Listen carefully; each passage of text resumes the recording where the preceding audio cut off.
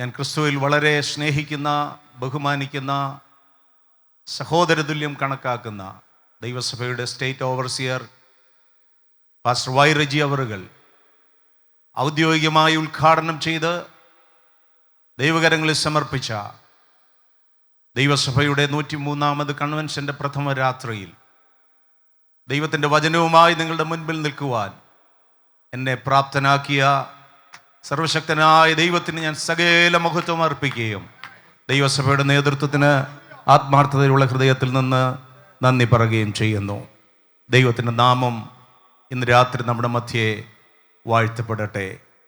വചനത്തിൻ്റെ മാരിയുടെയും ആത്മനദിയുടെയും ആഴമേറിയ അനുഭവങ്ങൾ പ്രാപിക്കുവാനുള്ള അനുഗ്രഹിക്കപ്പെട്ട ദിനങ്ങൾ നമുക്ക് മുമ്പിൽ ദൈവം ഒരുക്കി തന്നല്ലോ. ദൈവത്തിൻ്റെ വിശ്വസ്തതയ്ക്കായി ഞാൻ എൻ്റെ കർത്താവിനെ സ്തുതിക്കുകയാണ്. ദൈവത്തിന് സ്തോത്രം. വളരെ അനുഗ്രഹിക്കപ്പെട്ട ഒരു തീമിനെ ആസ്പദമാക്കിയാണ് അടുത്ത ദിനങ്ങളിൽ നാം സന്ദേശങ്ങൾ ശ്രവിക്കുവാനായിട്ട് പോകുന്നത്. ദൈവത്തിൻ്റെ ദാസൻ ഉദ്ഘാടന പ്രസംഗത്തോടുള്ള ബന്ധത്തിൽ ആഴമേറിയ ആലോചനകൾ തീമിനെ സംബന്ധിച്ചും അനുബന്ധ വിഷയങ്ങളെ സംബന്ധിച്ചും ഇന്ന് രാത്രി നമ്മോട് സംസാരിച്ചു കഴിഞ്ഞു. മത്തായി സുവിശേഷം 24-ാം അധ്യായത്തിൻ്റെ 44-ാം വാക്യം, നിനയാത്ത നാഴികയിൽ മനുഷ്യപുത്രൻ വരുന്നത് കൊണ്ട് നിങ്ങളും ഒരുങ്ങിയിരിപ്പീൻ. കർത്താവായ യേശു ക്രിസ്തുവിൻ്റെ വരവും സഭയുടെ ഒരുക്കവും, അതാണ് സന്ദേശത്തിൻ്റെ കാതലായ വിഷയമെന്ന് പറയുന്നത്. വേദപുസ്തക സന്ദേശങ്ങളെ സംബന്ധിച്ച് ലോകത്തോടുള്ള ഏറ്റവും പ്രധാനപ്പെട്ട സന്ദേശമെന്ന് പറയുന്നത് സുവിശേഷമാണ്, അല്ലെങ്കിൽ കർത്താവായ യേശു ക്രിസ്തുവിലുള്ള ആത്മരക്ഷയാണ്. അതാണ് ലോകത്തോടുള്ള തിരുവെഴുത്തിൻ്റെ ഏറ്റവും പ്രധാനപ്പെട്ട സന്ദേശം എന്ന് പറയുന്നത്. എന്നാൽ ദൈവസഭയോടുള്ള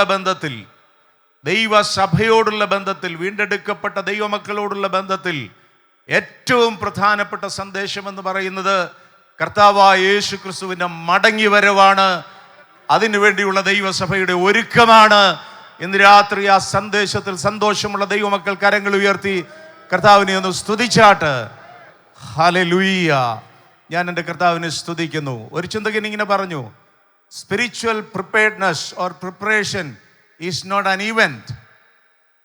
ആത്മീക ഒരുക്കം എന്ന് പറയുന്നത് ഒരിക്കലും ഒരു സംഭവമല്ല, അല്ലെങ്കിൽ ഒരു ദിവസം കൊണ്ട്, ഒരു യോഗം കൊണ്ട് അവസാനിക്കുന്ന ഒരു സംഗതിയല്ല. നേരെ മറിച്ച് ഇറ്റ്സ് എ ലൈഫ് സ്റ്റൈൽ, ഒരു ജീവിത ശൈലിയാണ്. എന്ത് ജീവിത ശൈലി എന്ന് ചോദിച്ചാൽ ഒരുക്കത്തിൻ്റെയും വിശ്വസ്തതയുടെയും ഒരു ജീവിത ശൈലിയാണ് ആത്മീയ ഒരുക്കം എന്ന് പറയുന്നത്. ഇന്ന് രാത്രി എന്നെ കേൾക്കുന്ന ദൈവത്തിൻ്റെ മക്കളെ, ഇങ്ങനെ ഒരു കൺവെൻഷൻ നടന്നതുകൊണ്ട് ഒറ്റ ദിവസം കൊണ്ടോ ഒരാഴ്ച കൊണ്ടോ കർത്താവിൻ്റെ വരവിന് വേണ്ടിയുള്ള ഒരുക്കം നമ്മുടെ ജീവിതത്തിൽ പൂർത്തീകരിക്കപ്പെടുന്നില്ല. എന്നാൽ ഈ ദിവസങ്ങളിൽ ഇവിടെ മുടങ്ങുന്ന സന്ദേശം നിമിത്തമായിട്ട് നമ്മളിൽ ഓരോരുത്തരും കർത്താവിൻ്റെ വരവിന് വേണ്ടി ഒരുക്കപ്പെടുവാനുള്ള ഒരു ജീവിത ശൈലി ഈ ദിവസങ്ങളിൽ പ്രാപിച്ചെടുക്കുവാൻ കഴിയുമെങ്കിൽ ഈ കൺവെൻഷൻ നമുക്ക് അനുഗ്രഹത്തിന് കാരണമായി തീരും. ദൈവത്തിന് സ്തോത്രം. ഈ പ്രധാനപ്പെട്ട വിഷയത്തോടുള്ള ബന്ധത്തിൽ ഇന്ന് രാത്രി എനിക്ക് ചിന്തിക്കുവാനായിട്ട്, നമുക്കൊരുമിച്ച് ചിന്തിക്കുവാനായിട്ട് നൽകപ്പെട്ടിരിക്കുന്ന 2 പ്രധാനപ്പെട്ട വാക്യങ്ങളും ഒരു ചിന്താവിഷയവുമുണ്ട്. പ്രാരംഭമായി മത്തായി സുവിശേഷം 24-ാം അധ്യായം അതിൻ്റെ 42-ാമത്തെ വാക്യം, നിങ്ങളുടെ കർത്താവ് ഏത് ദിവസത്തിൽ വരുന്നു എന്ന് നിങ്ങൾ അറിയായിക കൊണ്ട് ഉണർന്നിരിപ്പീൻ. മർക്കോസിൻ്റെ സുവിശേഷം 13-ാം അധ്യായം അതിൻ്റെ 33-ാമത്തെ വാക്യം, ആ കാലം എപ്പോഴെന്ന് നിങ്ങൾ അറിയായിക കൊണ്ട് സൂക്ഷിച്ചുകൊള്ളുവീൻ, ഉണർന്നും പ്രാർത്ഥിച്ചും കൊണ്ടിരിപ്പീൻ. ഈ 2 വാക്യങ്ങളെ ആധാരമാക്കി വാച്ച്ഫുൾനെസ് ഫോർ ക്രൈസ്റ്റ് കമ്മിങ്, ക്രിസ്തുവിൻ്റെ വരവിനായിട്ടുള്ള ജാഗ്രത എന്നുള്ള വിഷയം നിങ്ങളോട് പങ്കുവയ്ക്കുവാനാണ് എനിക്ക് നിയോഗമുള്ളത്, എന്നെ നിയോഗിച്ച് ആക്കിയിരിക്കുന്നത്. ക്രിസ്തുവിൻ്റെ വരവിനായിട്ടുള്ള ജാഗ്രത. നമുക്കറിയാം, മത്തായി സുവിശേഷം 24-ാം അധ്യായം, മർക്കോസിൻ്റെ സുവിശേഷം 13-ാം അധ്യായം ലൂക്കോസിന്റെ സുവിശേഷം 21-ാം അധ്യായം. ഈ അധ്യായങ്ങളിൽ വിശദീകരിച്ചിരിക്കുന്ന വിഷയങ്ങളെ ലിറ്റിൽ അപ്പോക്കാലിപ്സ്, ചെറിയ വെളിപ്പാട് എന്നുള്ള നിലയിൽ, എസ്കറ്റോളജിക്കൽ ഡിസ്കോഴ്സ് അല്ലെങ്കിൽ ഒലിവറ്റ് ഡിസ്കോഴ്സ്, കർത്താവിൻ്റെ ഒലിവുമല പ്രഭാഷണം അല്ലെങ്കിൽ ഭാവി കാലം സംബന്ധിച്ച നമ്മുടെ കർത്താവിൻ്റെ പ്രഭാഷണം ഉള്ളടക്കം ചെയ്തിരിക്കുന്ന പ്രധാനപ്പെട്ട 3 അധ്യായങ്ങളാണിത്. ഈ അധ്യായങ്ങളെ സംബന്ധിച്ചിടത്തോളം തൻ്റെ ശിഷ്യന്മാർ അരികിൽ വന്നിട്ട് യെരുശലേം ദേവാലയത്തിൻ്റെ നാശം സംബന്ധിച്ച് അത് എപ്പോൾ സംഭവിക്കും, നിന്റെ വരവിനും ലോകാവസാനത്തിനും അടയാളമെന്ത് എന്നുള്ള ചോദ്യത്തിന് ഉത്തരമായി ഭാവികാല സംഭവങ്ങൾ കർത്താവിൻ്റെ വരവിനോടുള്ള ബന്ധത്തിൽ നമ്മുടെ കർത്താവ് തൻ്റെ ശിഷ്യന്മാരോട് അരുളി ചെയ്യുന്ന ഭാഗമാണ് ഈ തിരുവെഴുത്തിൻ്റെ വേദഭാഗങ്ങൾ എന്ന് പറയുന്നത്.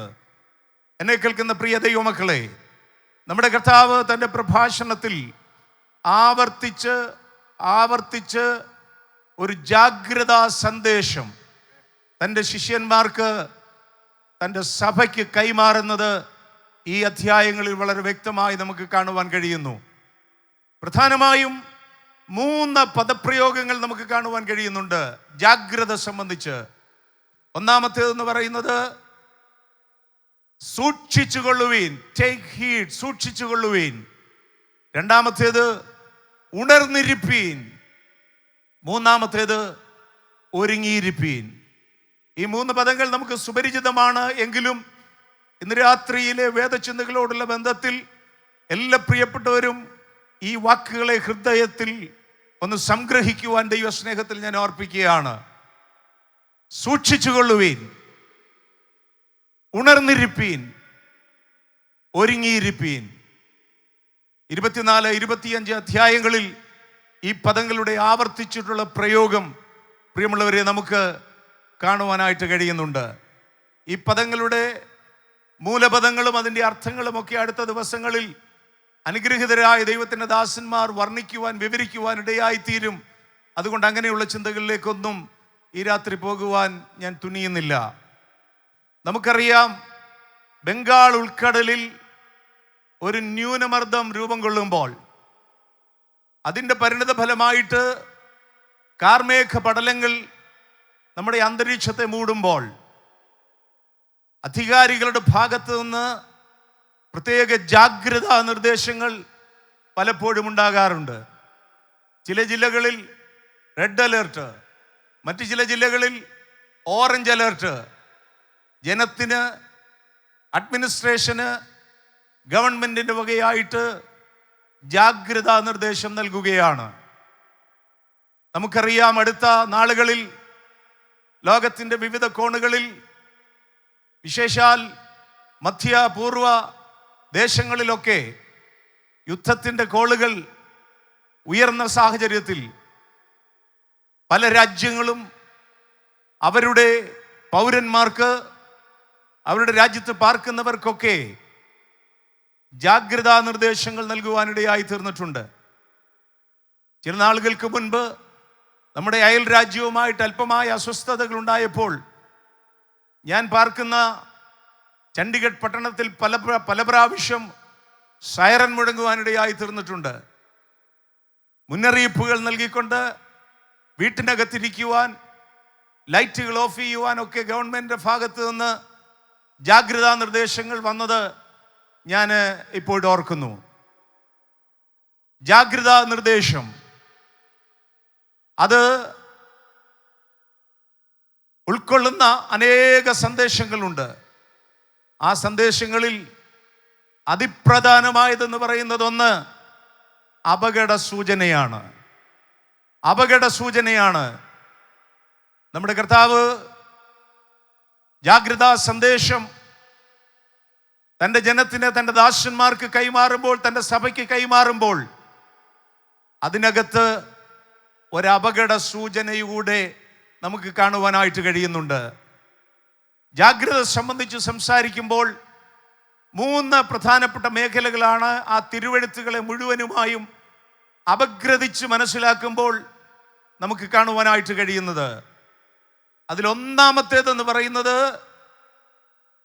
The watchfulness of a guard or a watchman എന്ന് പറഞ്ഞാൽ ഒരു കാവൽക്കാരൻ്റെ ജാഗ്രതയാണ് പ്രാരംഭമായിട്ട് നമ്മുടെ കർത്താവ് തൻ്റെ ശിഷ്യന്മാരോട് അരുളി ചെയ്യുന്നത്. അടുത്ത് ചെന്ന് ചോദ്യം ചോദിച്ച അരുമ ശിഷ്യന്മാരോട് നമ്മുടെ കർത്താവിൻ്റെ മറുപടി ഇങ്ങനെയാണ് ആരംഭിക്കുന്നത്: ആരും നിങ്ങളെ തെറ്റിച്ച് കളയാതെ ഇരിപ്പാൻ സൂക്ഷിച്ചുകൊള്ളുവീൻ. ആരും നിങ്ങളെ തെറ്റിച്ച് കളയാതിരിപ്പാൻ സൂക്ഷിച്ചുകൊള്ളുവീൻ. അർത്ഥമാക്കുന്നത്, നിങ്ങളെ തെറ്റിച്ച് കളയുവാൻ, നിങ്ങൾ തെറ്റിപ്പോകുവാൻ സാധ്യതയുണ്ട്. ആ അപകട സൂചനയാണ് പ്രാരംഭമായിട്ട് നമ്മുടെ കർത്താവ് നൽകുന്നത്. ഇത് സംബന്ധിച്ച് ഈ വേദഭാഗങ്ങളിൽ 2 ഉപമകളുണ്ട്. അതിലൊന്നാമത്തേതെന്ന് പറയുന്നത്, ഒരു യജമാനൻ, അദ്ദേഹം ഒരു വിവാഹത്തിന് വേണ്ടി പോയിരിക്കുകയാണ്. തിരുവെഴുത്തിന്റെ ഭാഗങ്ങളെല്ലാം വായിക്കുവാൻ ഞാൻ ആഗ്രഹിക്കുന്നില്ല. അദ്ദേഹം ഒരു വിവാഹത്തിന് വേണ്ടി പോയിരിക്കുകയാണ്. അദ്ദേഹത്തിന്റെ വീടിന് കാവൽ കാക്കുവാൻ ഒരു കാവൽക്കാരനെ ആക്കി വച്ചിരിക്കുന്നു. ആ കാവൽക്കാരന്റെ ഉത്തരവാദിത്വം എന്ന് പറയുന്നത്, യജമാനൻ ഏത് സമയത്ത് മടങ്ങി വന്നാലും, അത് സന്ധ്യയ്ക്കായാലും പാതിരാത്രിയിലായാലും കോഴി കൂകുന്ന സമയത്തായാലും, ഏത് യാമത്തിൽ യജമാനൻ മടങ്ങി വന്നാലും വാതിൽ തുറന്നു കൊടുക്കുവാൻ ഒരുക്കമുള്ളവനായിട്ടിരിക്കുന്ന ഒരു കാവൽക്കാരനെ കുറിച്ചാണ് പ്രാരംഭ ഉപമ ഇത് സംബന്ധിച്ച് സംസാരിക്കുന്നത്. ഏത് സമയത്തും ഒരുക്കത്തോടുകൂടെ ഇരിക്കുന്ന ഒരു കാവൽക്കാരൻ. ഹല്ലേലൂയ. അവൻ ഉറങ്ങുവാൻ അവകാശമില്ല. യജമാനൻ ഏത് സമയത്ത് വരുമെന്ന് അവൻ അറിഞ്ഞുകൂടാ. അത് സന്ധ്യയ്ക്കാകാം, പാതിരാത്രിക്കാകാം, കോഴി കൂകുന്ന സമയത്താകാം. ഏത് സമയത്തായാലും യജമാനൻ വരുമ്പോൾ വാതിൽ തുറന്നു കൊടുക്കുവാൻ ഒരുക്കത്തോടുകൂടെ, ഉണർവോടുകൂടെ ആയിരിക്കുന്ന ഒരു ദാസനെ പോലെ ദൈവത്തിന്റെ സഭ യജമാനന്റെ വരവിന് വേണ്ടി ഒരുക്കമുള്ളവരായിരിക്കണമെന്ന് ദൈവത്തിന്റെ വചനം ഇന്ന് രാത്രി നമ്മെ പ്രബോധിപ്പിക്കുന്ന രാത്രിയാണ്. ദൈവത്തിന് സ്തോത്രം. ഒന്നാമത്തെ ഉപമ അതാണെങ്കിൽ, രണ്ടാമത്തെ ഉപമ എന്ന് പറയുന്നത്, തിരുവെഴുത്ത് നമ്മളോട് സംസാരിക്കുമ്പോൾ കള്ളൻ ഏത് സമയത്ത് വരുന്നു എന്ന് അറിഞ്ഞാൽ വീട്ടുടയവൻ അല്ലെങ്കിൽ വീടിന്റെ കാവൽക്കാരൻ ആ കള്ളൻ കടന്നു വന്ന് വീട് തുരക്കുവാൻ സമ്മതിക്കാതെ അതിനെ കാവൽ കാക്കുന്നത് പോലെ ഉത്തരവാദിത്വ ബോധത്തോടുകൂടെ തന്നെ തനിക്കുള്ളതിനെ കാത്തു സൂക്ഷിക്കുന്ന ഒരു വീട്ടുടയവനോട്, വീടിന്റെ കാവൽക്കാരനോട് ഉപമിച്ചുകൊണ്ടാണ് ജാഗ്രതാ സന്ദേശം സംസാരിക്കുന്നത്. എന്നെ കേൾക്കുന്ന ദൈവത്തിന്റെ മക്കളെ, നമ്മുടെ കർത്താവിന്റെ മടങ്ങി വരവിന് വേണ്ടിയുള്ള ജാഗ്രതയുടെ ഒന്നാമത്തെ മേഖല എന്ന് പറയുന്നത്, നമ്മുടെ കർത്താവിന്റെ വരവ് ഏത് സമയത്ത് സംഭവിക്കുമെന്ന് നമുക്ക് അറിഞ്ഞുകൂടാ. എന്നാൽ നമ്മളോട് ഇന്ന് രാത്രി ഒരു നിർദ്ദേശമുള്ളത്, കള്ളൻ തുരന്നു മോഷ്ടിക്കാതെ തൻ്റെ വീടിന് കാവൽ കാക്കുന്ന ഒരു വീട്ടുടയവനെ പോലെ, ഒരു കാവൽക്കാരനെ പോലെ നാം ഒരുക്കമുള്ളവരായിരിക്കണം, നാം ഉണർന്നിരിക്കുന്നവരായിരിക്കണം. അതിലേറ്റവും പ്രധാനപ്പെട്ട വിഷയമെന്ന് പറയുന്നത്, ആരും നിങ്ങളെ തെറ്റിക്കാതിരിക്കുവാൻ സൂക്ഷിക്കണം. സ്തോത്രം. നാം നമ്മെ തന്നെ കാത്തു സൂക്ഷിക്കണം. ദൈവത്തിന്റെ സഭ തന്നെ തന്നെ കാത്തു സൂക്ഷിക്കണം എന്ന് പറഞ്ഞാൽ നമ്മെ തെറ്റിച്ച് കളയുന്ന ജീവിത അനുഭവങ്ങൾ. ഹല്ലേലൂയ. നമ്മുടെ കർത്താവ് തുടർന്ന് സംസാരിക്കുമ്പോൾ കള്ളക്രിസ്തുക്കൾ, കള്ളപ്രവാചകന്മാർ അവരൊക്കെ എഴുന്നേറ്റിട്ട്, സ്തോത്രം, ഇന്ന് രാത്രി ദൈവമക്കൾ ഒരു കാര്യം മനസ്സിലാക്കണം. ഒരിക്കലും നെഗറ്റീവായിട്ടുള്ള അവസ്ഥയിലല്ല നമ്മെ തെറ്റിച്ച് കളയുവാൻ ശത്രു അടുത്തു വരുന്നത്. ക്രിസ്തുവിന്റെ നാമം എടുത്തുകൊണ്ട്, പ്രവാചകന്റെ പേരെടുത്തുകൊണ്ട് നമ്മെ തെറ്റിച്ച് കളയുവാൻ ഈ കാലഘട്ടത്തിൽ ഇരുട്ടിന്റെ അധികാരങ്ങൾ സർവശക്തിയോടും കൂടെ എഴുന്നേറ്റ് വരുന്നതിന്റെ നടുവിൽ ഇന്ന് രാത്രി ദൈവമക്കൾ വിവേചന വരമുള്ളവരായിട്ട്, ഇതാ അവിടെ ക്രിസ്തു എന്ന് പറഞ്ഞാൽ, ഇതാ ഇവിടെ ക്രിസ്തു എന്ന് പറഞ്ഞാൽ, ഹല്ലേലൂയ. അതിലെല്ലാം ഉപരി തിരുവെഴുത്ത് പറയുന്നത്, അനേകരും കള്ളപ്രവാചകന്മാർ എഴുന്നേറ്റ് കഴിയുമെങ്കിൽ വൃതന്മാരെ പോലും തെറ്റിച്ച് കളയേണ്ടതിന് ആ വാക്കിന് രാത്രി ശ്രദ്ധിക്കണം. കഴിയുമെങ്കിൽ വൃതന്മാരെ പോലും തെറ്റിച്ച് കളയേണ്ടതിന്, ഹല്ലേലൂയ, അത്ഭുതങ്ങളും അടയാളങ്ങളും കാണിക്കുന്നതിന്റെ നടുവിൽ വിവേചനപരമുള്ള ദൈവത്തിന്റെ മക്കൾ തെറ്റിപ്പോകാതെ തങ്ങളെ തന്നെ സൂക്ഷിക്കണം. ഹല്ലേലൂയ. അതാണ് ജാഗ്രതയുടെ ഒന്നാമത്തെ മേഖല എന്ന് പറയുന്നത്. എന്നെ കേൾക്കുന്ന ദൈവത്തിന്റെ മക്കളെ, ആദ്യ വിശ്വാസത്തിൽ നിന്ന് നമ്മെ തെറ്റിച്ച് കളയുവാൻ, ആദ്യ വിശുദ്ധിയിൽ നിന്ന് നമ്മെ തെറ്റിച്ച് കളയുവാൻ, ആദിമ പ്രത്യാശയിൽ നിന്ന് നമ്മെ തെറ്റിച്ച് കളയുവാൻ, സത്യവചനത്തിന്റെ പത്യോപദേശത്തിൽ നിന്ന് നമ്മെ തെറ്റിച്ച് കളയുവാൻ, ജീവിത വിശുദ്ധിയുടെ അനുഭവങ്ങളിൽ നിന്ന് നമ്മെ അകറ്റിക്കളയുവാൻ ശത്രു അതിന്റെ സർവശക്തിയും ഉപയോഗിക്കുന്നതിന്റെ നടുവിൽ ഇന്ന് രാത്രി ദൈവമക്കൾ ഉത്തമ ബോധ്യത്തോടുകൂടെ പറയണം, ആരും ഞങ്ങളെ തെറ്റിച്ച് കളയാതെ വണ്ണം ഞങ്ങൾ ജാഗ്രതയുള്ളവരായിരിക്കും. എത്ര ദൈവമക്കൾക്ക് പറയുവാൻ കഴിയും? ഹല്ലേലൂയ. ആരും തെറ്റിക്കാതെ വണ്ണം ജാഗ്രതയുള്ള ഒരു സമൂഹമായി ഈ നാളുകളിൽ കർത്താവിനെ സേവിപ്പാൻ ദൈവം നമുക്ക് കൃപ ചെയ്യട്ടെ. ദൈവസഭയോടുള്ള ബന്ധത്തിൽ ദൈവമക്കളെ, നമുക്കൊരു വലിയ ഉത്തരവാദിത്വമുണ്ട്. ചർച്ച് ഓഫ് ഗോഡിന് ഒരു വലിയ ഉത്തരവാദിത്വമുണ്ട്. കാരണം എന്തെന്ന് ചോദിച്ചാൽ, ദൈവം നമ്മെ ഏൽപ്പിച്ച ആത്മീക മൂല്യങ്ങൾ മുറുകെ പിടിക്കുവാനും അതിലുപരിയായിട്ട് ഈ തലമുറയ്ക്ക് അത് കൈമാറ്റം ചെയ്യുവാനും ദൈവം നമ്മെ തിരഞ്ഞെടുത്ത ഒരു സമൂഹമാണ്. സത്യസുവിശേഷത്തിന്റെ മാറ്റൊലികൾ ഈ നാടിനോട് വിളിച്ചറിയിക്കുവാൻ ദൈവകരങ്ങളിൽ ഉപയുക്തമായ അതിപ്രധാനമായ ഒരു പ്രസ്ഥാനമാണ്, ഒരു പ്രവർത്തനമാണ് ദൈവസഭയുടേത്. കർത്താവിന്റെ വരവ് വരെ, ഹല്ലേലൂയ, കർത്താവിന്റെ വരവ് വരെ വചനത്തിന്റെ സത്യ ഉപദേശത്തിന് വേണ്ടി, ജീവിതത്തിന്റെ ഉദാത്തമായ വിശുദ്ധിക്ക് വേണ്ടി, ഹല്ലേലൂയ, പ്രായോഗിക ജീവിതത്തിന്റെ കൃത്യമായ അനുഭവങ്ങൾക്ക് വേണ്ടി സമർപ്പിക്കപ്പെട്ട ഒരു സമൂഹമായി തങ്ങളെ തന്നെ സൂക്ഷിക്കുവാൻ കർത്താവിന്റെ ദാസൻ പ്രഥമ സംഭാഷണത്തിൽ പറഞ്ഞതുപോലെ, ലോകത്തിന്റെ വെളിച്ചമായിട്ട്, ഭൂമിയുടെ ഉപ്പായിട്ട് ദൈവത്തിന്റെ സഭയെ, നമ്മെ ഓരോരുത്തരെയും ദൈവം ആക്കി വച്ചിരിക്കുന്നു എന്നുള്ള ഉത്തമ ബോധ്യം എത്ര ദൈവമക്കൾക്കുണ്ട്?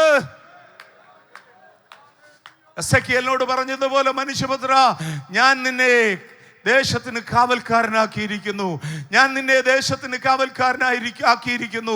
നമ്മെ ദൈവം കാവൽക്കാരാക്കി വെച്ചിരിക്കുന്നെങ്കിൽ നമ്മെ തെറ്റിച്ച് കളയാതെ വണ്ണം, സമൂഹത്തെ തെറ്റിച്ച് കളയാതെ വണ്ണം കാവൽക്കാരുടെ ഔദ്യോഗിക ഉത്തരവാദിത്വം നിറവേറ്റുന്ന ഒരു സമൂഹമായിരിക്കുവാൻ പ്രിയമുള്ളവരെ നമുക്ക് നമ്മെ തന്നെ ഏൽപ്പിച്ചു കൊടുക്കാം. ഹല്ലേലൂയ. Watchfulness of a guard or a watchman, അത് നമ്മെ തന്നെ സൂക്ഷിക്കുന്ന അനുഭവം. രണ്ടാമത്തെ അനുഭവം എന്ന് പറയുന്നത് വാച്ച്ഫുൾനെസ് ഓഫ് എ സ്റ്റിവാർഡ്.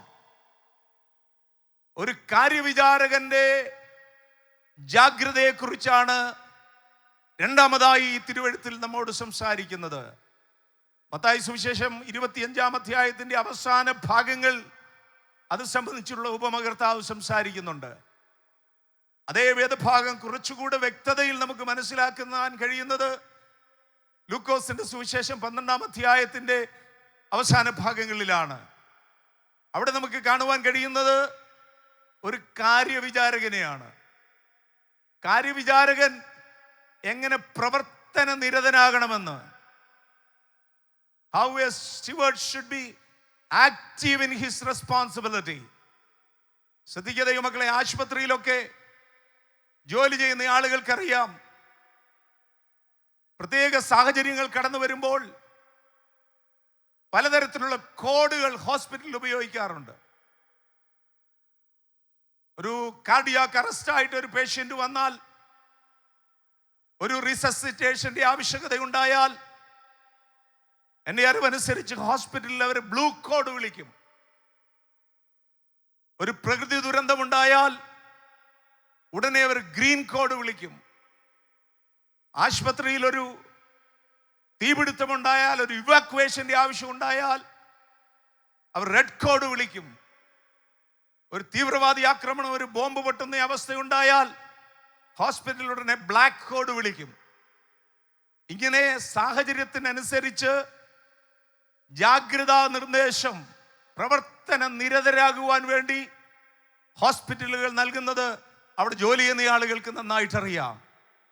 എന്ന് പറയുന്നത് പോലെ നമ്മുടെ കർത്താവ് തന്റെ പ്രഭാഷണത്തിൽ ദൈവസഭയ്ക്ക്, തന്റെ ശിഷ്യന്മാർക്ക് ജാഗ്രതാ നിർദ്ദേശം നൽകുമ്പോൾ ഒന്നാമത് ഒരു കാവൽക്കാരന്റെ ദൗത്യം വിശ്വസ്തയോടുകൂടെ നിറവേറ്റുവാനുള്ള സന്ദേശം കൈമാറിയിട്ട് അടുത്തത് പറയുന്നത് ഒരു നല്ല ഗ്രഹവിചാരകനെ പോലെ. അവിടുത്തെ ഉപമയെന്ന് പറയുന്നത് യജമാനൻ തൻ്റെ ദാസനെ വിളിച്ചു, എന്നിട്ട് തനിക്കൊരു ഉത്തരവാദിത്വം ഏൽപ്പിച്ചു.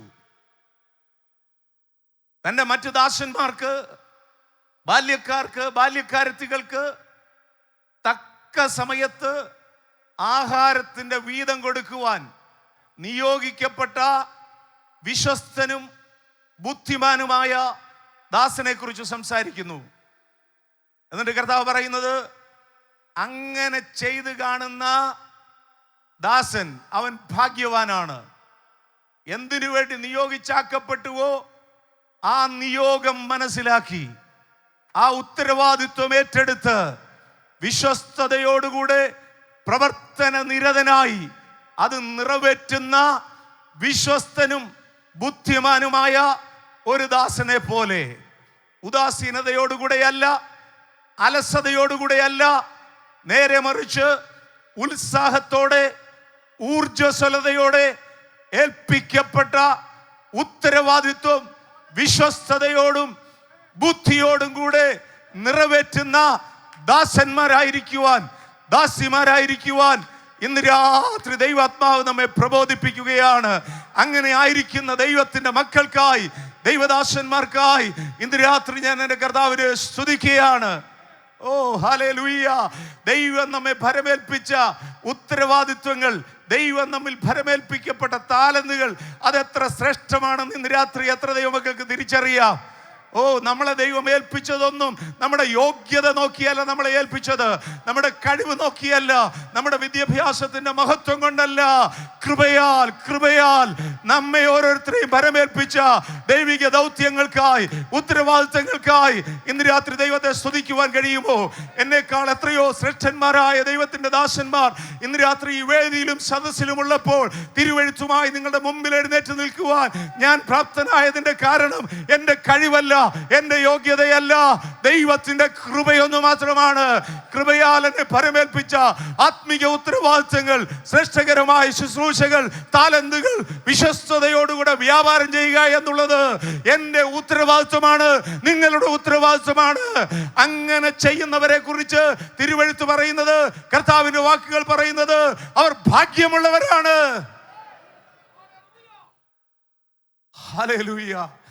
വിശ്വസ്തയോടുകൂടെ നിയോഗമനുസരിച്ച് ദൈവമേൽപ്പിച്ച ദൗത്യം നിറവേറ്റുന്ന നമ്മെ ആദരിക്കുവാൻ ഒരുപക്ഷെ അധികം ആളുകൾ എപ്പോഴും ഉണ്ടാകണമെന്നില്ല, എപ്പോഴും നമുക്ക് കയ്യടി കിട്ടണമെന്നില്ല. എന്നാൽ വിശ്വസ്തയോടെ ദൈവത്തെ സേവിക്കുന്ന, ഉത്തരവാദിത്വം നിറവേറ്റുന്ന ദൈവത്തിന്റെ പൈതലെ, ദൈവത്തിന്റെ ദാസനെ, നിന്നെ ആദരിക്കുന്ന ഒരു സ്വർഗമുണ്ട്. നീ ഭാഗ്യവാൻ എന്ന് പറയുന്ന ഒരു സ്വർഗമുണ്ട്. നീ അനുഗ്രഹീതനെന്ന് സാക്ഷ്യപ്പെടുത്തുന്ന ഒരു സ്വർഗമുണ്ട്. Faithfully and wisely fulfill your God-given responsibilities. എന്നാൽ ഈ ദാസനെ സംബന്ധിച്ച് അടുത്ത ഭാഗം പറയുന്നത് എന്തെന്നറിയാമോ? ഈ ദാസൻ ശുശ്രൂഷ ഏൽക്കുന്ന സമയത്ത് അവനെ കുറിച്ച് പറയുന്നത് വിശ്വസ്തനും ബുദ്ധിമാനുമായ ദാസൻ എന്നാണ്. എന്നാൽ അല്പം കഴിഞ്ഞപ്പം അവനെ കുറിച്ച് പറയുന്നത് അറിയാമോ? വിക്കറ്റ് സെർവൻ, അല്ലെങ്കിൽ ദുഷ്ടദാസനായിട്ട് അവൻ മാറി. നമ്മളെല്ലാവരും, പ്രത്യേകിച്ച് ശുശ്രൂഷക വൃന്ദമെന്ന് അഭിമാനിക്കുന്ന ദൈവദാസന്മാരായ നമ്മളൊക്കെ ശ്രദ്ധിക്കണം കേട്ടോ.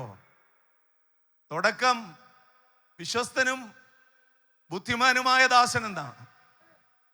പക്ഷേ ഉത്തരവാദിത്വം കിട്ടിക്കഴിഞ്ഞപ്പം, പദവികൾ കിട്ടിക്കഴിഞ്ഞപ്പം, പ്രിവിലേജസ് അനുഭവിക്കാൻ തുടങ്ങിക്കഴിഞ്ഞപ്പം സ്ഥിതി മാറിയ ഒരു ദാസന്റെ ചിത്രമായി ഇന്ന് രാത്രി നമ്മെ കാണിക്കുന്നത്. നമുക്കാർക്കും അങ്ങനെ സംഭവിക്കാതിരിക്കട്ടെ, അതിന് നാം സൂക്ഷ്മതയുള്ളവരായിരിക്കണം. അവൻ ദുഷ്ടദാസനായിട്ട് തിരുവെഴുത്ത് പറയുന്നതെന്ന് അറിയാമോ? അവൻ തന്നോട് തന്നെ പറയുക, യജമാനൻ താമസിച്ചേ വരത്തുള്ളൂ. പുള്ളി തന്നോട് തന്നെ പറയുക, മറ്റുള്ളവരോട് പറയാൻ മടിയുണ്ടായിട്ടായിരിക്കും. തന്നോട് തന്നെ പറയുക, ഉടനെയൊന്നും വരത്തില്ലെന്നേ. പല ആളുകളും ഇന്ന് രാത്രി ഇവിടെ ഉണ്ടായിരിക്കും. അല്ല, ഇവിടെ ഉണ്ടാകാൻ സാധ്യതയില്ല, വന്ന സ്ഥിതിക്ക് ഉണ്ടാകാൻ സാധ്യതയില്ല. എവിടെങ്കിലുമൊക്കെ നമ്മുടെ ഇടയിലുണ്ടല്ലോ. ഉടനെയൊന്നും വരത്തില്ല. ആ ചിന്തയകത്ത് കയറി കഴിഞ്ഞപ്പോ ഈ കർത്താവ് ഉടനെയൊന്നും വരത്തില്ലെന്നുള്ള വിചാരം പിശാചകത്ത് വിതച്ചു കഴിഞ്ഞാൽ പിന്നെ പണിപാളി എന്ന് പറഞ്ഞ് മനസ്സിലാക്കി വെച്ചാൽ മതി. പിന്നെ പണിപാളി. കാര്യത്തിന്റെ ഗതി മാറും പ്രിയപ്പെട്ടവര്.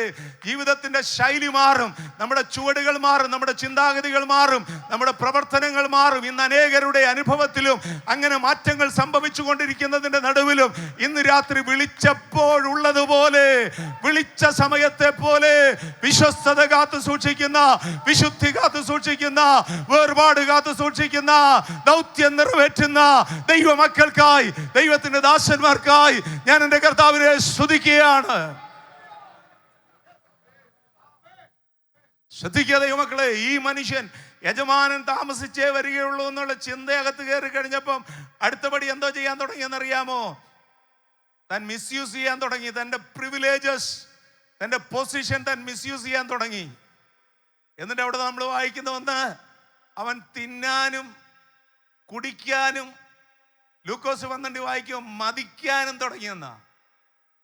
തിന്നാനും കുടിക്കാനും മതിക്കാനും. ഈ തിന്നുകയും കുടിക്കുകയും ചെയ്യുന്നത് ഏതാണ്ട് തെറ്റാന്ന് തോന്നുന്നു. ഒരു തെറ്റുമല്ല എന്ന് പറഞ്ഞാൽ അതിൻ്റെ അർത്ഥം സാധാരണ തീറ്റിയല്ല അവൻ തിന്നത്. അല്ലേ പിന്നെ തിരുവഴുത്തിൽ എഴുതി വെക്കണം, എല്ലാവരും തിന്നുന്നതല്ലയോ ദൈവദാസന്മാരെ? നമ്മളെല്ലാം തിന്നുന്നവരല്ലേ? പക്ഷെ ഇത് ഒരു സാധാരണ തീറ്റിയല്ല, സാധാരണ കുടിയുമല്ല. പിന്നെ മതിപ്പാനും എന്ന് പറയുന്നതിന് മത്തായി എഴുതി വച്ചിരിക്കുന്നത് മദ്യപന്മാരോടുകൂടെ, കുടിയന്മാരോടുകൂടെ അവൻ കുടിക്കാൻ തുടങ്ങി. യജമാനൻ വിശ്വസിച്ചേൽപ്പിച്ച വിശ്വസ്തദാസന്റെ സ്ഥിതി മാറിയത് കണ്ടോ? Misusing his privileges, his positions. അവിടെയും തീർന്നില്ല. അടുത്തപടി എന്താണെന്നറിയാമോ? അബ്യൂസ് ചെയ്യാൻ തുടങ്ങി, മിസ്ട്രീറ്റ് ചെയ്യാൻ തുടങ്ങി. ദാസന്മാരെ, മറ്റ് ദാസന്മാരെ അവൻ അടിക്കുവാൻ തുടങ്ങി, ഉപദ്രവിക്കുവാൻ തുടങ്ങി. Misusing and abusing his authority. ദൈവം ഏൽപ്പിച്ച ഉത്തരവാദിത്വം അതിനെ ദുർവിനിയോഗം ചെയ്യാനായിട്ട് തുടങ്ങി, ദുർവിനിയോഗം ചെയ്യാൻ തുടങ്ങി. ശ്രദ്ധിക്കുക ദൈവമക്കളെ, അതിനെക്കുറിച്ച് പറയുന്നത്, അവൻ നനയാത്ത നാഴികയിൽ, ഈ ദാസൻ നനയ്ക്കാത്ത സമയത്ത് യജമാനൻ വരും, വന്ന് അവനെ ദണ്ഡനത്തിന് ഏൽപ്പിക്കും. എന്നിട്ട് കപടഭക്തിക്കാരോടുകൂടെ അവന് ഓഹരി കൽപ്പിച്ചു നൽകുവാനിടയായി തീരും. ഇന്ന് രാത്രി എന്നെ കേൾക്കുന്ന ദൈവത്തിന്റെ മക്കളെ, ഉത്തരവാദിത്വം ഏൽപ്പിച്ചിട്ട് കടന്നുപോയ യജമാനൻ മടങ്ങി വരുമ്പോൾ അവിശ്വസ്തത കാണിക്കുന്നവരായിട്ടല്ല, ദുർവിനിയോഗം ചെയ്യുന്നവരായിട്ടല്ല, വിശ്വസ്തയോടെ വിനിമയം ചെയ്യുന്നവരാകുവാൻ ഇന്ന് രാത്രി തങ്ങളെ തന്നെ സമർപ്പിക്കുന്ന എത്ര ദൈവമക്കളുണ്ട്. ദൈവം നമ്മളെ ഏൽപ്പിച്ചത് എന്തായാലും, ഹല്ലേലൂയ, അത് അതിൻ്റെതായ തികവിലും അതിൻ്റെതായ നിറവിലും പൂർത്തീകരിക്കുവാൻ ഒരു സമർപ്പണം ഇന്ന് രാത്രി എന്നെ കേൾക്കുന്ന എല്ലാ ദൈവമക്കളിൽ നിന്നും ദൈവത്തിന്റെ പരിശുദ്ധാത്മാവ് ആഗ്രഹിക്കുന്ന ഒരു രാത്രിയാണ്. ഹല്ലേലൂയ. നാം ആരാണെന്നുള്ളതോ, നാം എന്തൊക്കെ അനുഭവിക്കുന്നു എന്നുള്ളതോ നമുക്കൊരു വിഷയമായിരിക്കും. പക്ഷെ ദൈവത്തിന് അത് വിഷയമല്ല. ദൈവത്തിന്റെ വിഷയം എന്ന് പറയുന്നത് അവൻ നമ്മെ ഏൽപ്പിച്ചത് അതുപോലെ വിശ്വസ്തയോടെ നാം നിറവേറ്റുന്നുണ്ടോ എന്നുള്ളതാണ്. നീയും ഞാനും ആരാണെന്നുള്ളത് ദൈവത്തിന് വിഷയമല്ല. ഞാനും നീയും എന്നാ പദവി ഉൾക്കൊള്ളുന്നു എന്നുള്ളത് ദൈവത്തിന് വിഷയമല്ല. ഓ, എനിക്കും നിനക്കും എന്തൊക്കെ നേട്ടങ്ങൾ കൊയ്തെടുക്കുവാൻ കഴിഞ്ഞു എന്നുള്ളത് വിഷയമല്ല. ദൈവത്തിന്റെ വിഷയം എന്ന് പറയുന്നത് ദൈവം ഏൽപ്പിച്ചതിൽ ഞാനും നീയും വിശ്വസ്തത പുലർത്തുന്നുവോ എന്നുള്ളതാണ്. താലന്തുകളുടെ ഉപമയിൽ കർത്താവ് പറയുന്നത് പോലെ, well done good and faithful servant, നല്ലവനും വിശ്വസ്തനുമായ ദാസിയെ എന്നുള്ള ശബ്ദം കേൾക്കാൻ ആഗ്രഹമുള്ള എത്ര ദൈവമക്കൾ ഇന്ന് രാത്രി ഈ ഹാളിലുണ്ട്, ഈ പന്തലിന്റെ നടുവിലുണ്ട്. സന്തോഷത്തോടെ ഒന്ന് കർത്താവിനെ സ്തുതിക്കുവാൻ കഴിയുമോ? വളരെ ചിന്തനോദ്ദീപമായ ഒരു കഥ ഞാൻ ഈ അടുത്ത ദിവസങ്ങളിൽ വായിക്കുവാനിടയായി തീർന്നു. എത്രത്തോളം ഈ കോണ്ടെക്സ്റ്റിന് അത് സ്യൂട്ടാകുന്നുവെന്ന് എനിക്ക് അറിഞ്ഞുകൂടാ, എങ്കിലും അത് പറയുവാൻ എനിക്ക് നിയോഗമുണ്ട്. ഒരു വലിയ മ്യൂസിക് കൺസേർട്ട് നടക്കുകയാണ്, ഒരു വലിയ സംഗീത സദ്യ നടക്കുകയാണ്. ലക്ഷക്കണക്കിന് ആളുകൾ ആ സംഗീത സദ്യയിൽ സംബന്ധിക്കുവാൻ കടന്നു വന്നിട്ടുണ്ട്. വളരെ പ്രശസ്തനായ ഒരു വയലിനിസ്റ്റ് ആ സംഗീത സദ്യയിൽ എഴുന്നേറ്റ് നിന്നിട്ട് വയലിൻ വായിക്കുവാനായിട്ട് ആരംഭിച്ചു. ആ വയലിൻ വായന അതിൻ്റെ മൂർധന്യതയിലേക്ക് അടുക്കുന്നതനുസരിച്ച് ഈ മനുഷ്യന്റെ കരവിരുതിന്റെ മുമ്പിൽ അവിടെ കടന്നു വന്ന ജനലക്ഷങ്ങൾ മുഴുവൻ എഴുന്നേറ്റ് നിന്ന് കൈയടിക്കുവാനായിട്ട് തുടങ്ങി. എല്ലാവരും എഴുന്നേറ്റ് നിന്ന് കൈയടിക്കുകയാണ്, ജനലക്ഷങ്ങൾ കൈയടിക്കുകയാണ്. പക്ഷേ ഈ വേദിയിൽ വയലിൻ വായിച്ചു കൊണ്ടിരിക്കുന്ന മനുഷ്യൻ എങ്ങോട്ടോ നോക്കുന്നു, തൻ്റെ മുഖത്തിനൊരു ഭാവമാറ്റവുമില്ല. ജനം കൈയടിക്കുന്നതിനനുസരിച്ച് തൻ്റെ സന്തോഷം വർദ്ധിക്കുന്നില്ല. ഒരു സാധാരണ നിലയിൽ നിന്നുകൊണ്ട് ആ മനുഷ്യൻ വയലിൻ വായിക്കുകയാണ്. അപ്പോൾ അടുത്ത് നിന്ന ഒരാള് ഈ മനുഷ്യനോട് ചോദിച്ചു, എന്താ നിനക്കൊരു സന്തോഷമില്ലാത്തത്? ജനലക്ഷങ്ങൾ നിന്റെ വയലിൻ വായനയുടെ മുമ്പിൽ നിന്നുകൊണ്ട് കൈയടിക്കുന്നത് നിനക്ക് കാണുവാൻ കഴിയുന്നില്ലേ? നിനക്ക് കേൾക്കുവാൻ കഴിയുന്നില്ലേ? ആ മനുഷ്യൻ ശാന്തമായി പറഞ്ഞു, ഞാൻ കാണുന്നുണ്ട്, ഞാൻ കേൾക്കുന്നുണ്ട്. പിന്നെന്താ നിനക്കൊരു സന്തോഷമില്ലാത്തേ? അപ്പോൾ ആ മനുഷ്യൻ ആ സ്റ്റേജിന്റെ മുന്നിൽ അവിടെ ഇരിക്കുന്ന ഒരു മനുഷ്യനിലേക്ക് തന്റെ കൈ ചൂണ്ടിക്കാണ്ട് ഇങ്ങനെ പറഞ്ഞു, അദ്ദേഹം എഴുന്നേറ്റില്ല, അദ്ദേഹം കൈയടിക്കുന്നില്ല.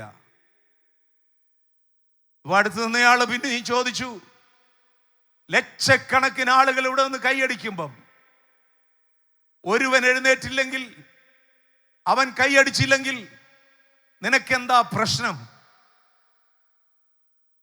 ഉടനെ ആ മഹാനായ മനുഷ്യൻ പറയുകയാണ്,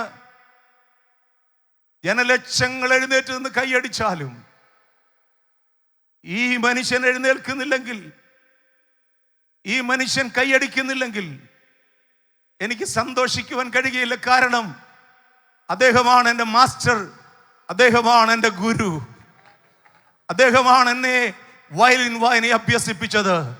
അദ്ദേഹത്തിൻ്റെ മുഖത്ത് നോക്കുമ്പോൾ അദ്ദേഹത്തിൻ്റെ പ്രതികരണമാണ് എൻ്റെ പെർഫോമൻസിൻ്റെ അളവുകോൽ എന്ന് പറയുന്നത്.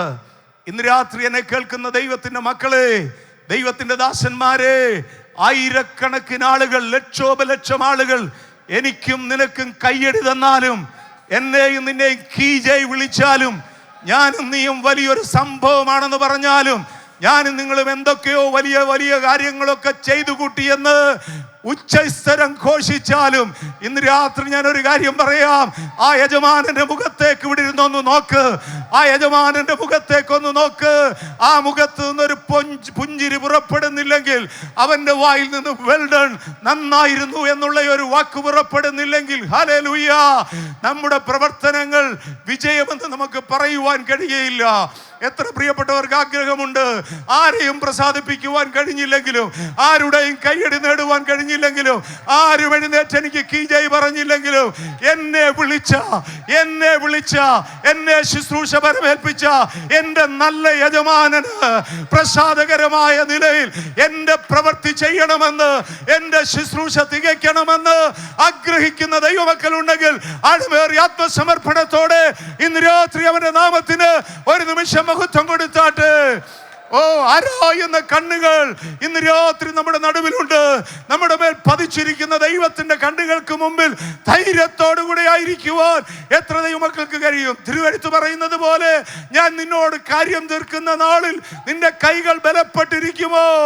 നീ ധൈര്യത്തോടുകൂടെ നിൽക്കുമോ? ഇന്ന് രാത്രി ആ പ്രാഗൽഭ്യം ആഗ്രഹിക്കുന്ന ദൈവമക്കൾ എത്ര പേരുണ്ട്? തങ്ങളെ തന്നെ ഒന്ന് ഏൽപ്പിച്ചു കൊടുക്കുവാൻ ഇന്ന് രാത്രി കഴിയട്ടെ ദൈവമക്കളെ. വാച്ച്ഫുൾനെസ് ഓഫ് എ സ്റ്റുവേർഡ്, ഒരു കാര്യവിചാരകന്റെ ജാഗ്രത, ഉത്തരവാദിത്വങ്ങളെ നിറവേറ്റുന്നതിനോടുള്ള ബന്ധത്തിൽ. മൂന്നാമത്തേത്, മത്തായി സുവിശേഷം 25-ാം അധ്യായം ആരംഭം നമുക്കറിയാം. ആ ഭാഗങ്ങൾ കർത്താവ് പറഞ്ഞ ഉപമ, യഹൂദന്റെ വിവാഹം സംബന്ധിച്ചുള്ള പശ്ചാത്തലത്തിൽ നിന്ന് 10 കന്യകമാരുടെ ഉപമ. അവിടെ നമുക്ക് കാണുവാൻ കഴിയുന്നത് വാച്ച്ഫുൾനെസ് ഓഫ് എ വിർജിൻ, ഒരു കന്യകയുടെ ജാഗ്രത, മണവാളനെ എതിരേൽക്കുവാൻ കാത്തിരിക്കുന്ന ഒരു കന്യകയുടെ ജാഗ്രത, കാവൽക്കാരന്റെ ജാഗ്രത, കാര്യവിചാരകന്റെ ജാഗ്രത, ഒരു കന്യകയുടെ ജാഗ്രത. കഥ പറയേണ്ട ആവശ്യമില്ലല്ലോ. അഞ്ചുപേരെ മാറ്റി നിർത്തി ബുദ്ധിയുള്ളവരും ബുദ്ധിയില്ലാത്തവരും എന്നുള്ള വേർതിരിവാണ് ആദ്യ ഭാഗത്ത് നമുക്ക് കാണുവാൻ കഴിയുന്നത്. എന്നാൽ മണവാളന്റെ പുറപ്പാടിനോടുള്ള ബന്ധത്തിൽ തുടർവാചകങ്ങൾ വായിക്കുമ്പോൾ പ്രിയപ്പെട്ടവരെ, ബുദ്ധിയുള്ളവരെന്നോ ബുദ്ധിയില്ലാത്തവരെന്നോ അല്ല പറയുന്നത്. ഒരുങ്ങിയിരുന്നവർ അവനോടുകൂടെ മണിയറയിൽ പ്രവേശിച്ചു. ഒരുങ്ങിയിരുന്നവർ, ബുദ്ധിയുള്ളവരെ ബുദ്ധിയില്ലാത്തവരെന്നുള്ളതിനേക്കാൾ ഒരുക്കമുള്ളവരും ഒരുക്കമില്ലാത്തവരും. സ്തോത്രം. പ്രിയമുള്ളവരെ, അവിടെ നമുക്ക് കാണുവാൻ കഴിയുന്നത് അവർ ഒരുങ്ങിയിരുന്നവർ അവനോടുകൂടെ പ്രവേശിച്ചു കഴിഞ്ഞപ്പോൾ വാതിലടച്ചു എന്നാണ് അവിടെ എഴുതി വച്ചിരിക്കുന്നത്. വാതിലടച്ചു എന്നാണ് എഴുതി വച്ചിരിക്കുന്നത്. ഓ ഹല്ലേലൂയ. വാച്ച്ഫുൾനെസ് ഓഫ് എ വിർജിൻ, ഒരുക്കത്തോടുകൂടെ ഹല്ലേലൂയ പാത്രങ്ങളിൽ എണ്ണ നിറച്ച്, വേദ അധ്യാപകരുടെ ഭാഷയിൽ അല്ലെങ്കിൽ വേദചിന്തകന്മാരുടെ ഭാഷയിൽ അവരവരുടെ ആന്തരിക മൂല്യങ്ങളെ, അകത്തെ മൂല്യങ്ങളെ കാത്തു സൂക്ഷിച്ച് തങ്ങളെ തന്നെ ഒരുക്കിയ കന്യകമാര്. ഇന്ന് രാത്രി എന്നെ കേൾക്കുന്ന ദൈവത്തിന്റെ മക്കളെ, 3 നിലകളിലാണ് ജാഗ്രതാ സന്ദേശം ഇന്ന് രാത്രി നമുക്ക് നേരെ കടന്നു വരുന്നത്. ഒന്നാമത്തേത് ഒരു കാവൽക്കാരന്റെ ജാഗ്രത. അതെന്തിനെന്ന് ചോദിച്ചാൽ നമ്മെ തന്നെ സൂക്ഷിക്കാൻ. നാം നമ്മെ തന്നെ സൂക്ഷിച്ചില്ലെങ്കിൽ പ്രിയമുള്ളവരെ, ഒരു കാര്യം മനസ്സിലാക്കണം, ശത്രു മുതലെടുക്കുവാനിടയായിത്തീരും. ശത്രു നമ്മെ തെറ്റിച്ച് കളയുവാനിടയായിത്തീരും.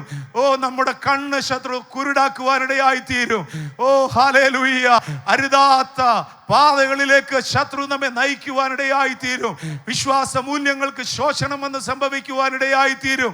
അങ്ങനെ സംഭവിക്കാതിരിക്കുവാൻ ഒരു കാവൽക്കാരന്റെ ജാഗ്രത എനിക്ക് നിങ്ങൾക്കും ആവശ്യമാണ്. I will never allow the enemy, the devil to take advantage of me. എൻ്റെ ജീവിത അനുഭവങ്ങളെ ഓ ഹല്ലേലൂയ ഒന്നും കൈയടക്കുവാൻ പിശാചിനെ ഞാൻ അനുവദിക്കുകയില്ലെന്ന് ഇന്ന് രാത്രി നമ്മളൊരു തീരുമാനം എടുക്കണം. ഹല്ലേലൂയ. തിരുവെഴുത്ത് നമ്മെ പ്രബോധിപ്പിക്കുന്നത് എന്തെന്നറിയാമോ? നമ്മുടെ പ്രതിയോഗിയായ പിശാച് ആരെ വിഴുങ്ങേണ്ടു എന്ന് ഹല്ലേലൂയ ചുറ്റി തിരിഞ്ഞു നടക്കുന്ന ഈ കാലഘട്ടത്തിൽ കർത്താവിന്റെ സഭയോട്, ദൈവമക്കളോട് എനിക്ക് പറയുവാനുള്ളത്, ശത്രുവിന്റെ കുടുക്കുകളിൽ കുടുങ്ങിപ്പോകാതിരിക്കേണ്ടതിന് നാം ജാഗ്രതയുള്ളവരായിരിക്കണം. ഹല്ലേലൂയ. ഇന്ന് രാത്രി സന്തോഷത്തോടെ ദൈവകൃപയോടെ ഇവിടെ ഇരുന്ന് നാം ദൈവത്തെ ആരാധിക്കുമ്പോൾ തിരിഞ്ഞു നോക്കിയാൽ എത്രയെത്ര പേര് കഴിഞ്ഞ കാലങ്ങളിൽ ശത്രുവിന്റെ തന്ത്രങ്ങളിൽ കുടുങ്ങി അവരുടെ വിശ്വാസ ജീവിതം നഷ്ടപ്പെട്ടു പോയി, അവരുടെ വിശ്വാസ കപ്പൽ തകർന്നു പോയി. എന്നാൽ ഇന്ന് രാത്രിയും കൃപയിൽ നിലനിർത്തിയിരിക്കുന്ന ദൈവത്തിന്റെ വിശ്വസ്തതയ്ക്കായി ദൈവമക്കൾ ഒരുമിച്ച് കർത്താവിന് സ്തോത്രം ചെയ്താട്ട്. പാട്ടുകാരൻ പാടിയല്ലോ, നക്ഷത്രങ്ങൾ പോലിലോകെ ശോഭിച്ചോരിൽ ചിലരെ. അന്ന് പാട്ടുകാരൻ പാടിയത് ശോഭിച്ചോരിൽ ചിലരെ.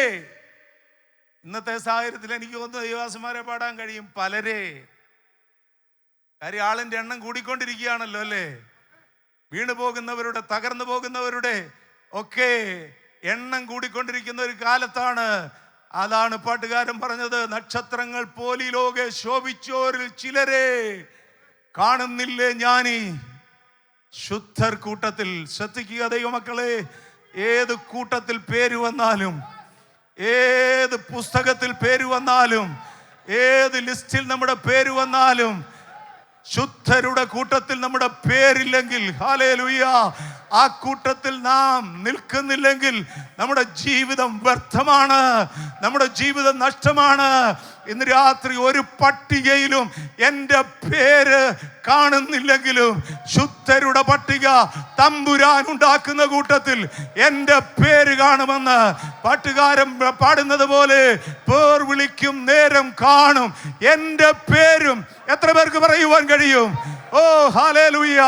ശവസംസ്കാര ശുശ്രൂഷയ്ക്ക് പ്രത്യാശയോടെ പാടാൻ വേണ്ടി മാത്രമല്ല, ഈ കൺവെൻഷന്റെ നടുവിലിരുന്ന് ദൈവത്തിന്റെ വചനം കേൾക്കുമ്പോഴും ആത്മനിറവ് അനുഭവിക്കുന്ന ദൈവമക്കൾക്ക് അതരം തുറന്ന് പറയുവാൻ കഴിയണം, പേർ വിളിക്കും നേരം കാണും എന്റെ പേരും.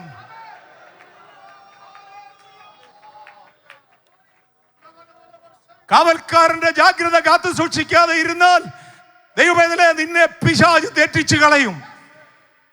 നിന്റെ കുടുംബത്തെ പിശാച് തുരന്നു മോഷ്ടിക്കും. നിന്റെ അവകാശങ്ങളെ അവൻ അന്യമാക്കി കളയും. നിന്നെ അവൻ പരസ്യ കോലമാക്കും. നിന്റെ ശുശ്രൂഷ മേഖലകൾക്ക് അവൻ ഭംഗം വരുത്തും.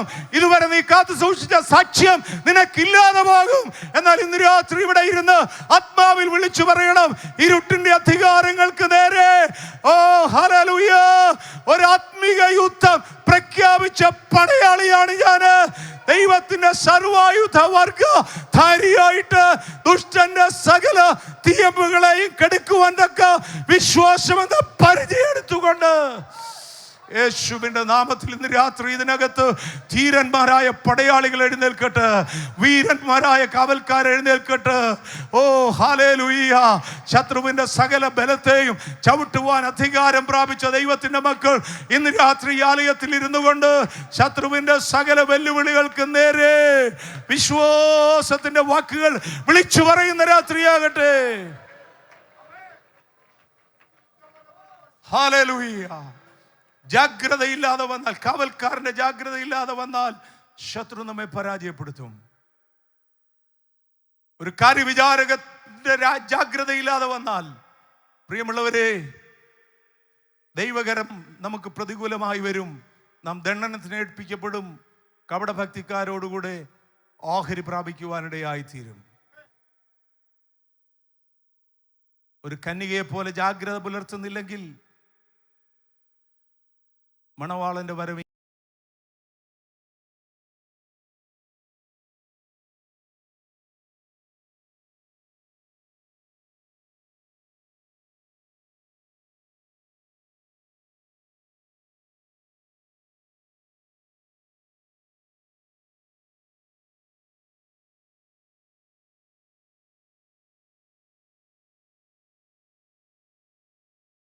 മറ്റേയാൾ തള്ളപ്പെടും. There is the possibility.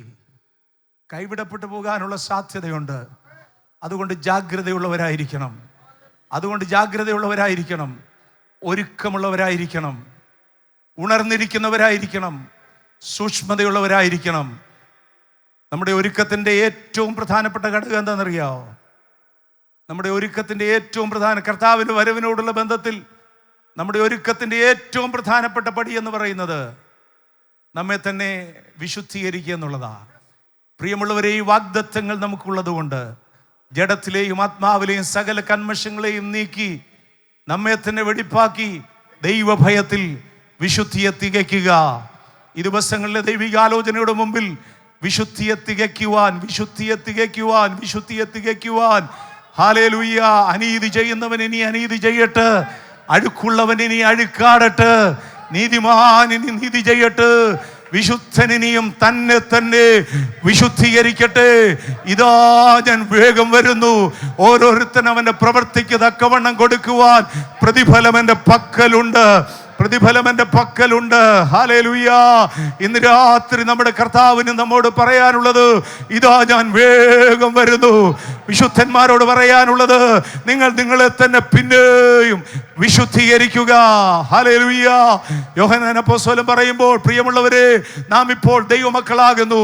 നാം ഇന്നതാകുമെന്ന് ഇതുവരെ പ്രത്യക്ഷമായില്ല. അവൻ പ്രത്യക്ഷനാകുമ്പോൾ നാം അവനെ താനിരിക്കും പോലെ കാണുന്നതാകൊണ്ട് അവനോട് സദൃശന്മാരാകും. അവനിൽ ഈ പ്രത്യാശയുള്ളവളെല്ലാം എത്ര പേർക്ക് ആ പ്രത്യാശയുണ്ട്? ഓ ഹല്ലേലൂയ, അവൻ പ്രത്യക്ഷനാകുമ്പോൾ ഹല്ലേലൂയ, ഞാൻ അവനെ താനിരിക്കും പോലെ കാണുന്നതാകൊണ്ട് അവനോട് സദൃശന്മാരാകുമെന്ന് പ്രത്യാശയുള്ളവരുണ്ടെങ്കിൽ കരങ്ങൾ ഉയർത്തി ഒന്ന് കർത്താവിനെ സ്തുതിച്ചാട്ട്. ഇവിടെ ഉയർന്ന ഓ ഹല്ലേലൂയ ആ സ്തുതിയുടെ ശബ്ദം ഇന്ന് രാത്രി അന്തരീക്ഷത്തെ പിടിച്ചു കുലുക്കുന്ന ശബ്ദമാണ്. ഹല്ലേലൂയ. അങ്ങനെ ശബ്ദമുയർത്തിയ ദൈവത്തിന്റെ മക്കളെ, തിരുവെഴുത്തടുത്ത വാചകം പറയുന്നത് എന്തെന്നറിയാമോ? ഹല്ലേലൂയ. അവനിൽ ഈ പ്രത്യാശയുള്ളവനെല്ലാം അവൻ നിർമ്മലനായിരിക്കുന്നത് പോലെ തന്നെ നിർമ്മലീകരിക്കുന്നു. പ്രത്യാശയുള്ളവർ കരമുയർത്തി കർത്താവിനെ സ്തുതിച്ചു. എന്നാൽ ഇന്ന് രാത്രി അടുത്ത ചോദ്യം, തങ്ങളെ തന്നെ നിർമ്മലീകരിക്കാൻ മനസ്സുള്ള എത്ര പ്രിയപ്പെട്ടവരിവിടെയുണ്ട്? എത്ര പ്രിയപ്പെട്ടവർ ഇന്ന് രാത്രി ഇവിടെയുണ്ട്? ഹല്ലേലൂയ. എത്ര പ്രത്യാശയുടെ ഗാനങ്ങൾ നമുക്ക് പൂർവ്വപിതാക്കന്മാർ എഴുതി തന്നത് നാം പാടി ആരാധിക്കാറുണ്ട്.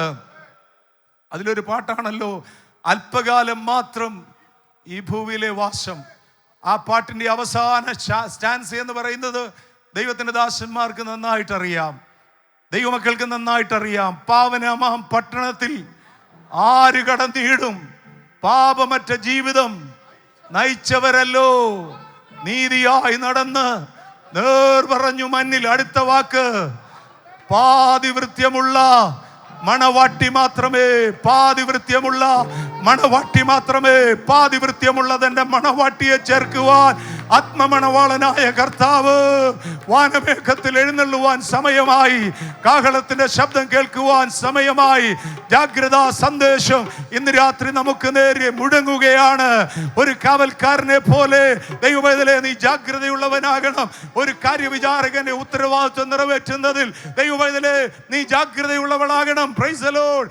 എല്ലാറ്റിലുപരി ഒരു കന്യക മണവാളനെ കാത്തിരിക്കുന്ന ജാഗ്രതയിൽ, ഓ ഹല്ലേലൂയ, പാതിവൃത്യം കാത്തു സൂക്ഷിച്ച്, പരിശുദ്ധി കാത്തു സൂക്ഷിച്ച്, പവിത്രത കാത്തു സൂക്ഷിച്ച് കർത്താവിന്റെ വരവിന് വേണ്ടി ഒരുങ്ങി കാത്തിരിക്കുവാൻ സമർപ്പണമുള്ള ദൈവമക്കൾ ഇന്ന് രാത്രി അതിരം തുറന്ന് കർത്താവിനെ സ്തുതിച്ചാട്ട്.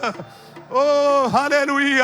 മറ്റൊന്നും നേടാൻ കഴിഞ്ഞില്ലെങ്കിലും കാഹളത്തിന്റെ ശബ്ദത്തിങ്കൽ എനിക്ക് അടുക്കപ്പെടണം, എനിക്ക് രൂപാന്തരപ്പെടണമെന്ന് ആഗ്രഹമുള്ള ദൈവമക്കളുണ്ടെങ്കിൽ ഇന്ന് രാത്രി ഒരുമിച്ചൊന്ന് ദൈവത്തിന് മഹത്വം കൊടുത്താട്ടെ. ഹല്ലേലൂയ.